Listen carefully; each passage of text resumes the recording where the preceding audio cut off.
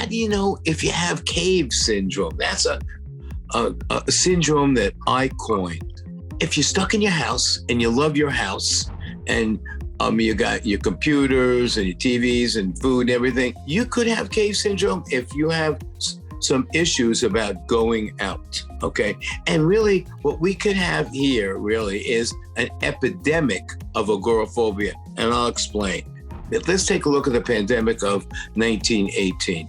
Okay, well, there was 500 million people, 50 million people died, and everybody knew somebody who died. That was horrible. If you look through the psychiatric literature, the little they had at that time, what we find is many people really suffered from PTSD. They were numb to it. Woodrow Wilson, who was the president at the time, forbid people from talking about it, writing about it, because we were at war and we didn't want the enemy to know we were weak.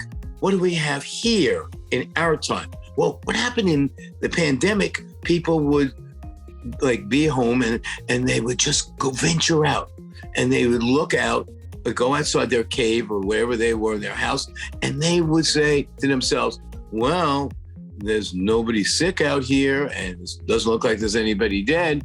They just kept it simple. That's how they went out.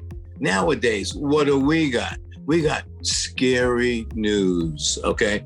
People are scared. People are concerned about going out.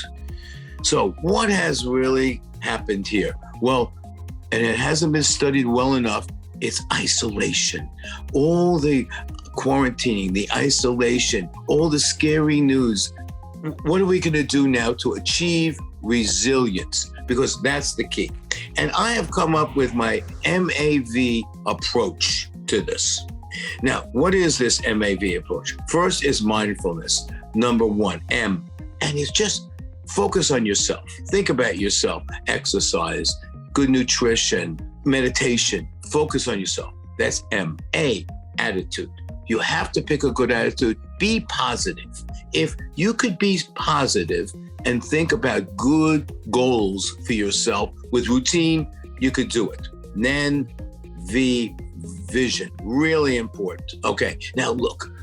Well, you have to think about what your goals and actualize your goals, because it's purpose that counts, and be connected with people. So if you follow my MAV approach, you could become resilient, and that's the way to manage this thing.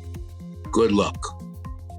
Don't suffer alone. At BregmanMD, we can help with our years of online therapy experience. Just give us a call or contact us online.